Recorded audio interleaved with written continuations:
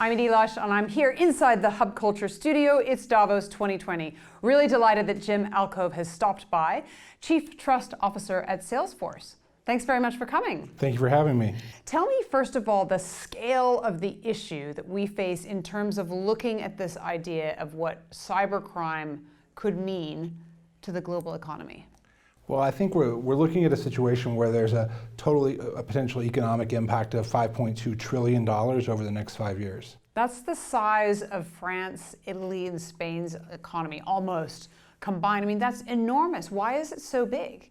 Well, it's a significant impact, but I think there are a lot of contributing factors. I think the key is to look at why this is happening, and you know, a lot of the challenges that we face in the cybersecurity world today could be mitigated if we just saw an uptake in simple cybersecurity hygiene, things like patching systems to the latest software updates and implementing multi-factor authentication for users. But it's kind of hard, the multi-factor authentication, right? I mean, it's kind of a pain, and that's why people tell me that they don't do it. I think that there's absolutely there's user work required for users, but I think when we first started wearing safety belts in cars, I think there were a lot of people that felt like it was inconvenient as well, but we know that it's better for our health. All right, so why a Chief Trust Officer at Salesforce? Well, when you look at the landscape of cybersecurity and protecting and ensuring users' trust today, it's broader than just information security the way we used to think about it. You know, there's information management and privacy, but also fraud and abuse, reliability. And so when we thought about what the position should be at Salesforce, we wanted to broaden it to be sort of the chief advocate for our number one value at Salesforce, which is trust. I imagine it's quite a large responsibility, having quite a lot of consumer data from around the world. How do you deal with that at night? Do you wake up worrying?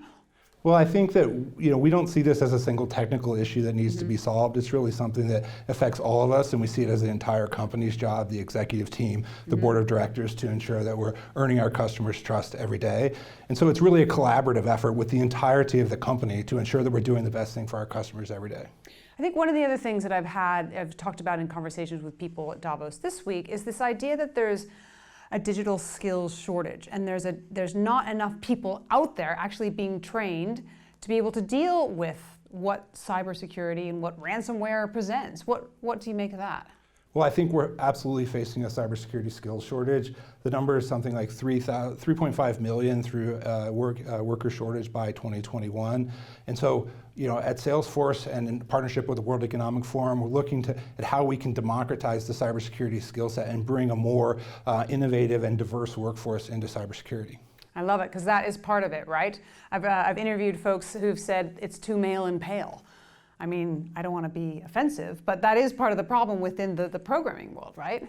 Yeah, and so what we want to do is address the largest possible talent pool we can, not just traditional educational vehicles. And so in partnership with the World Economic Forum and Fortinet, Salesforce has built a cybersecurity academy on our Trailhead-free online learning platform that allows everyone to come in and gain the skills they need to upskill and reskill into new jobs in cybersecurity. I love it. Jim, thanks very much for stopping by the Hub Culture studio here in Davos, and I'm Edie Lush.